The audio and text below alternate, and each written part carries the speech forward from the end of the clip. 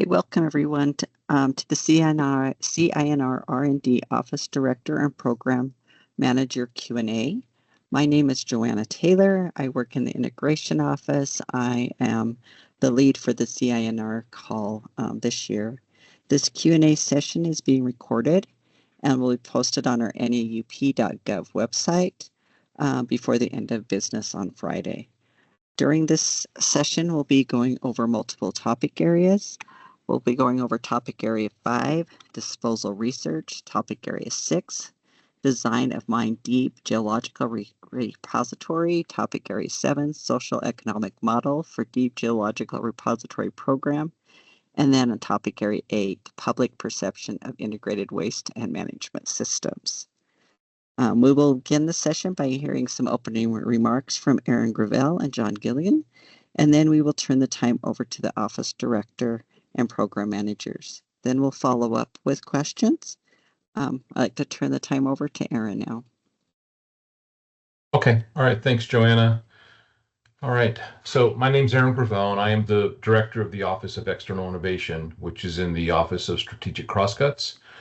And my office has responsibility for multiple programs, of which one is the Nuclear Energy University Program, or most of you know it as NEUP. I'm very excited to announce that we released 4 FOAs this week, earlier this week on Monday. And one of them, of course, was this FOA that we'll be discussing today and have been for the last couple of days. The FY26 CINR R&D NOFO. I do encourage you to please look at the NEUP.gov website for links and information on all of the opportunities that we released, and of course you can find a reference to the NOFO that we're discussing today there as well. I do want to thank you for joining us for this Q&A, and we appreciate your participation given the short turnaround from announcement to this event earlier this week. So thank you again for being here. We appreciate everybody's patience as we've made adjustments this past year with some change that we know often comes when we make administrative changes in our country and also in our agency. So thank you for being patient and being here with us today for this event. I do want to also acknowledge that all of our university program NOFOs have been reviewed and are linked to the important work and administration priorities of the President of the United States and also the Secretary of Energy that are focused on nuclear energy. So as noted by Joanna, these sessions are being recorded, so you can always reference back to these various sessions on the topic areas over the last few days at the NEUP.gov website. And also, just a note, there is an email address. It's the email address that we use in the NOFOs, but will also be available, I believe, here posted in the chat. But it's going to be available. There it is. Thank you, Cece, for dropping it there. But this is the email that you can use to answer or to ask questions, and we'll get those funneled to the right program managers, and they can provide the feedback, and we'll get the answers back to you. All of our Q&A also will be shared at the website, so you can reference it. It's very important for program managers and for for those that are answering the questions, that we get that feedback and that we get that Q&A posted and updated so that everybody can have access to the questions and the answers, and that we keep a fair playing field for the solicitation. So please be respectful of that process. Again, we're very excited about the opportunity to move forward with these 26 opportunities. And I'll go ahead and turn now some time over to John Gilligan. Thank you all for being here. Well, thank you, Aaron. I'm John Gilligan, Director of the Integration Office at INL for the administration of the NEUP program.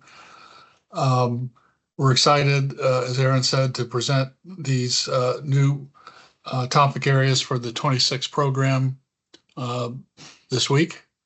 In particular, for today's session, the session this afternoon, we've got at least two new topic areas that are going to be presented. And I would note that one of the IRPs, IRP2, is related to the work in deep repositories, and we might have a question about that IRP2 as well when we get to the Q&A session. So I want to thank DOE for support of our program. It's been work in progress, of course, and getting to the point this year and learning curve for the process in general, and we're getting there, and we will be there. We're excited about getting the universities involved and getting awards out and getting new proposals in. So appreciate you being here, and I'll turn it back over to Joanna. Now I'll turn it over to Marla. Hello, everyone. My name is Marla Morales. I'm the Director of the Office of Collaboration-Based Siting and the Acting Director of the Office of Disposal, Research, and Development under the larger Office of Spent Nuclear Fuel and High-Level Waste Disposition. I know it's a very long title. So I'm here to answer any questions about the topics we've suggested and address any of that. I also have one of my colleagues, Dan Fagnan, on the line as well to help answer any questions. Thanks, Marla. Okay. Yeah. Could you give a brief description on each one of the topic areas? Is that? Yes, if we can go back to this, I can't see the screen anymore for where they were. Sorry. So as that's coming up, let me just kind of talk a little bit about where our program is going. So right now in the Office of Spent Nuclear Fuel and High-Level Disposition, and specifically in Disposal, Research, and Development, what we're really excited about is restarting the repository program. The U.S. has been leading the repository program for a number of years, and now the world has kind of moved on a little bit. So we're looking for new and fresh ideas of how to approach a repository program, what it would look like. Right now, our analog has effectively been Yucca Mountain. So how do we go past Yucca Mountain? Go past Yucca Mountain in different geologies, at different depths, particularly using a hot repository. So the idea of direct disposal. As you're most likely aware, we have a large liability, and so what we're really trying to do is take ownership of that fuel back and then get the ultimate disposition of it. So within, let's see, I think some of the questions were about the design of a mined repository. So what could that look like? Being creative about how can AI help us understand or design a repository, pulling in international examples, pulling in functions and requirements of what it would actually take to license a repository. That kind of information would be for the design of a mined repository. The socioeconomic model, very similarly, we understand what it would cost if we've had to escalate Yucca Mountain into $2024 or even to modern times. But under a new circumstance, under deep borehole, for example, or if you're going to couple deep borehole with a mined repository, how do those socioeconomics look different? And visually, how does it look different than the subsurface? What geologies work? What areas work? Things like that. The public perceptions, I'm just kind of going through them right now. The public perceptions of an integrated waste management system. So here, what we're really looking for is the idea of how do you go from isolated ISFACs to consolidated storage, potentially coupling with reprocessing, potentially ultimate disposition in a repository. What is that public perception? Is the public perception this will be a successful project? Will it not be a successful project? What are causing the wedge issues in that conversation as you go forward? So that's kind of what the larger level of those are. And Dan, would you like to add anything to that? I think you covered it pretty well. If you look at the disposal research this year, it is a little more targeted and focused. If you look at topic area 5, it's kind of more prescriptive in the outcomes we're looking for, although it's still somewhat generic in looking at bentonite clays. Previous years, we had a lot more just generic research and development than this year. Yeah, so what we're really, as we're trying to restart the repository program, what we're really kind of concentrating on is implementation. So how do you go from pure R&D to implementation?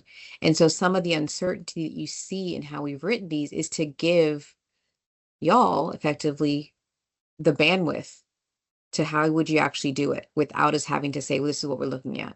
One of the topics that does come up is bentonite as an engineered barrier. So how would it self-seal? Would it self-seal? At what depths? What would the characteristics be? What would the water types be?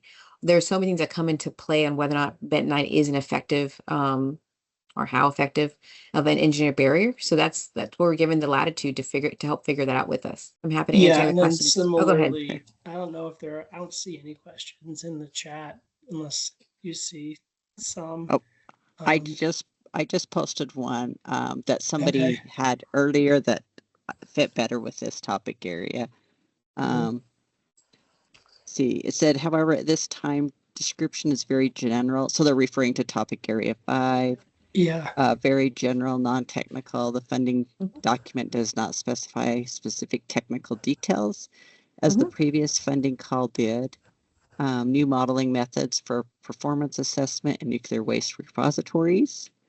THMC coupled simulations of engineering barriers, reduction of uncertainties in pore water chemistry measurements. And thus, just this particular person was a little confused. Can you please kindly clarify, or if there is a question I should submit for the funding opportunity? So I'm going to answer that in a couple of ways, and Dan, then please chime in here. So one of the reasons we did this is because we have spent millions and millions of dollars on the actual very technical aspects of thermal coupling, and that those highly technical things. We have labs that do that all the time. So what we really are doing here is giving the opportunity to come to the table with creative and innovative ways, coupling AI and design, international projects and things like that. So it really is less technical in this case. This is if you could do it, how would you do it? And how would you do it well? We were actually quite literally taking some of the reins off and intentionally being more general about these, as opposed to previous years when we were very, very just prescriptive about what we wanted because we were trying to answer a very specific question. Dan, would you like to add anything to that? Right. Well, they're kind of asking, we previously did mention just some broad categories and took almost any ideas, but if you look at Area 5 this year, it's a little more, part of what the ask here is, the reason it is a little more staged in the outcome is I think we're looking for kind of an idea in a bentonite clay sealing system that you could apply into a underground test, perhaps internationally. So if you were able to, so if you look at that outcome, you still have flexibility on how you would get there or how you would build the what your idea would be that you could do to have a superior performance for a facility. Thanks. With the upcoming go ahead. Go ahead. Go for it. Would the upcoming opportunities be suitable for laboratory-based experimental research on the immobilization of radionuclides by geologic materials, including applications to nuclear waste disposal? For example, improving engineered barrier systems through the addition of specific minerals. If so, would this type of work fall under topic area 5 or 6? Additionally, should the experimental conditions be designed to closely mimic those of a specific disposal site? If a site specific is required, should the exact geographical location be identified, or would it be sufficient to model representative mineralogical characteristics of existing geologic repositories? Okay, we're gonna start at the top and we're gonna work our way through that one. Okay, so let's see, where's the first question? For example, improving engineered barrier systems through additional specific minerals. Yes, that would be completely appropriate. I would say that falls more under 6 than 5, but I think it could be, depending on how you framed it, could fall into either one of those, but I would have put that in 6. If so, well, that was the answer to the question, that one. Design closely to mimic specific disposal sites. So we are a little bit hampered and then please ask, because you do some of the work you do a lot of the work in the specifics of the lab side of this, but we are constrained to an extent on where we can actually cite. We can do generic designs, generic geologies and things like that. So if you had to use an argillite or a crystalline environment, we know what volcanic tuff looks like. So probably a salt or a deep borehole. So they're not specific sites at that point, but those types of geologies. And we would not, unless you had an idea of where you thought could be a good location, we would not be prescriptive in go to Omaha, Nebraska, or I'm from San Antonio, Texas. Go to San Antonio, Texas and use that geology. And we wouldn't be that prescriptive on that. Dan, do you want to add anything on that? I think you're correct that generic characteristics, or yeah, if you want to use some other site like a European site, or that's not really a factor we're strongly weighing these proposals on, I wouldn't think. And there are a lot of examples in Europe. So there's a lot of really good research out there. But then again, you have to talk about that geology is not necessarily the specific geology we have here. So, there's considerations there too. But all of that is up for grabs. We just wouldn't be that specific with locations. The language in TA7 seems to imply the preference to limit applicants to PIs from business schools. Is that a true limit? That is not a true limit, but it is. We do recognize that some business schools have been running, a number of business schools have been running socioeconomic analysis for other aspects of the fuel cycle. So that was where that came from. It would not be a true limit on what that would look like. But you would need to have a strong socioeconomic modeling proposal. So that was the answer to that one. That would be the answer to that one. And I would also add that this is part of a larger, think of it as part of a larger validation, in that as a federal employee, I feel very trustworthy. But as we start to kind of talk about restarting a repository program, regardless of what that conversation looks like, it's good to have outside validation of the socioeconomic impacts. DOE is just saying it's going to be X, Y, and Z. Well, no, that's actually been independently studied by people that weren't us. And those are the trusted voices over there. So that's not necessarily limiting to business schools, but they do have a lot of that background. Yeah, this is John Gilligan. I was just going to ask, could you comment on the IRP2, the AI application to deep repository design, I suppose? Is that one of yours, or is that somebody else that's doing that one? I believe that's one of ours, actually, Dan, isn't it? Didn't we? So yes, you go ahead. So one of the things that our program, specifically under the direction of Paul Murray, is that he really wanted to put the AI work back out. He didn't want to do that under national lab research. He actually wanted to open that up, and that's why it actually ended up here. So for that is the idea that can AI, using all the available resources, so all the resources from NRC, all the international resources, can AI model and develop a repository, not necessarily program, but a repository design that would be licensable? That's a real question, but as the director of disposal, I'm not currently funding that under a national lab. We are trying to fund that under this mechanism. So that really is it. Go ahead. Yeah, and DOE's had conceptual models and numerical models, and we built models for Yucca Mountain, and we tried to license that, and we've built models for generic host rocks of argillite, crystalline, salt. And I think the idea here is, with all the advancements in AI, maybe there's someone in the academic realm who can really come forward with a great idea that will give us really an alternative perspective, something that looks different or provides a higher level of performance and how it models a repository, and that's what we're hoping to see. And also potentially shortens the time frame. So I think that's one of the things that we're looking, as you try to transition from pure R&D into implementation. One of the kind of long pole in the tent is how long it takes to actually do that. So we're kind of curious, can AI do this accurately, but also faster? And if you look at DOE licensing for a new repository, it would be on a 10,000 to a million year timeline for some of the modeling. So if AI can do that cheaper or faster in terms of computations, that could be a big deal. And potentially even justify, I guess justify is probably the right word, how you would reduce maybe some of the conservatism that currently exists in our models. So we've made them very, very safe. Could AI identify where we can kind of remove some of that conservatism? And if you remove some of that conservatism, does it expedite your schedule? Does it simplify your design? Does it cost less to build? Those are also kind of things that AI might be able to identify that we would be interested in seeing. Okay, good. Thank you. So there's another question in the chat.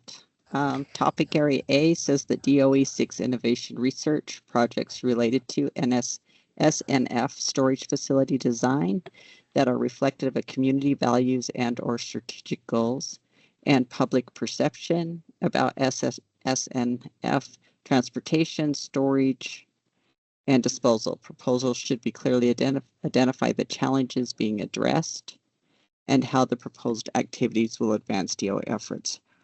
Are we limited to addressing only of these challenges, or can we craft and propose scope of work that addresses both challenges?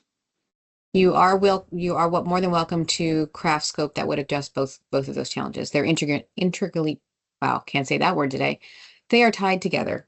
So yes, you're not limited to picking one. Both would be perfectly amenable. Aaron or Tyler, if you can, or John, if you can answer, but I'll read it. The NOFO Part 1 document on page 18 indicates IRP 2 is a grand challenge IRP, advanced reactor, SNF disposition. This is not consistent with the title and topics in the NOFO Part 2 document. Can you confirm the AI-enabled repository model topic description in NOFO Part 2 is the intended one, or is there no IRP topic opportunity related to advanced reactor spent fuel disposition? Yeah, I think we'll have to clarify that. I don't have it in front of me right now, but the IRP, the one in NOFO Part 1 sounds like the one that we had last time. Okay, Katie, we'll get back to you on that question. Well, yeah, that's an excellent question. I'm going to go look at that now. That seems like it may be an error, and we'll get that corrected. We're guessing that we're going to have an office hours right when we come back after the new year on IRP specifically. So we'll have it all ironed out by then. Also, we anticipate maybe a few tweaks to scope. So look for any amendments to the NOFOs that would come out probably not long after we return from the new year. There usually is after the office hours. So we'll get all those corrected. Yeah, remember the IRPs are not due until June. So yeah, we'll get it corrected here in the next week or two. Just a reminder, while we're waiting for other questions, is the pre-application deadline is January 28th for the CINR R&D, and then for the NSUF CINR, the letters of intent are due on January 5th. So that's coming up really soon. And if there's no additional questions, there we go. We have one. Were any specific programs in the FY 2025 NEIP solicitation canceled? No. Well, hearing no further questions, I do just want to emphasize that we really are hoping for creativity. We're concentrating on creativity, we're also really looking for innovation and implementation. How do we do it better, faster, stronger, always safe, always things like that. But that's really what we're kind of pushing out there for these particular topics. Thank you. Okay, thank you so much for your time. We appreciate your support, and have a happy holiday.